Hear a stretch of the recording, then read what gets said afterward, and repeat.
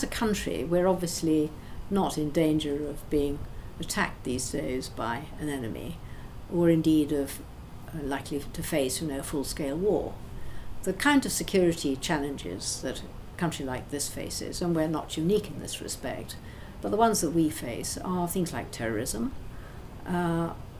We face the risk of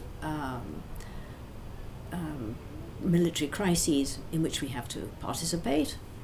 There are real threats to our prosperity and to our good organisation and to social harmony in things like trafficking of people, of drugs, of arms, and of organised crime generally around the world. There's a huge black economy, but also a lot of wrongdoing that goes with that. And finally, there is the one that we've been talking about in the university today, which is the cybersecurity threat, the threat of insecurity of our communications and our data storage systems. And that one actually affects all the others, because if the government is going to keep the nation safe and secure, it needs to have itself secure communications. If it's going to deliver services to the public securely, it needs to have safe and secure systems.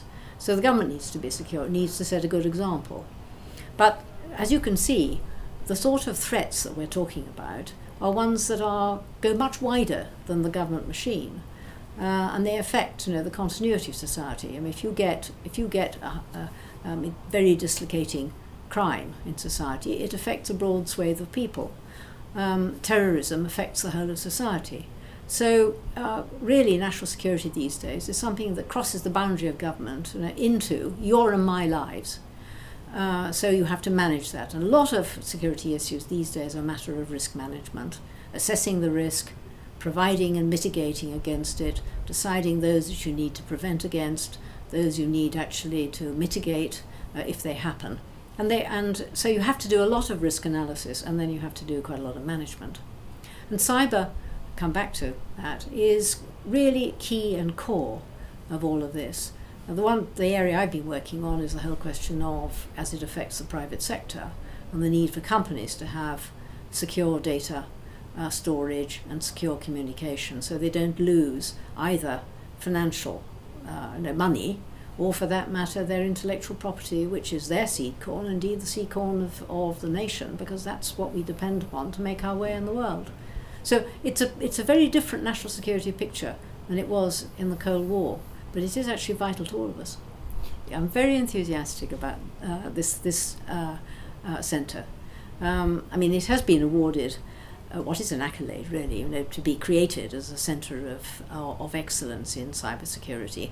But what the university is doing, which is so intelligent, is to embed that particular science, which is in evolution. It's still in its infancy, really, but in much wider group of sciences, both humanities and sciences themselves, but ranging obviously from engineering through to psychology and neuroscience. Why?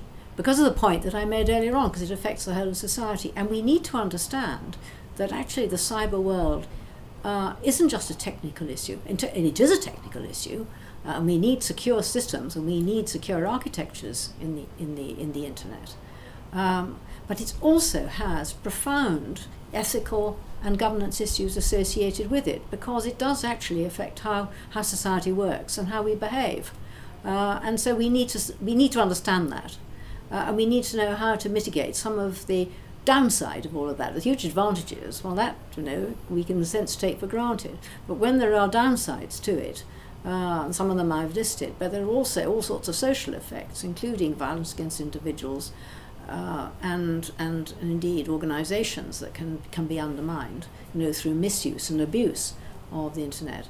So that's the kind of thing where academic research of a very practical kind, where people spend a good deal of time actually looking rather closely at the effects of the internet on daily life, is really seriously valuable, because that's the kind of knowledge that then can be translated into measures that the society can take itself, both to protect itself and to advance its interests.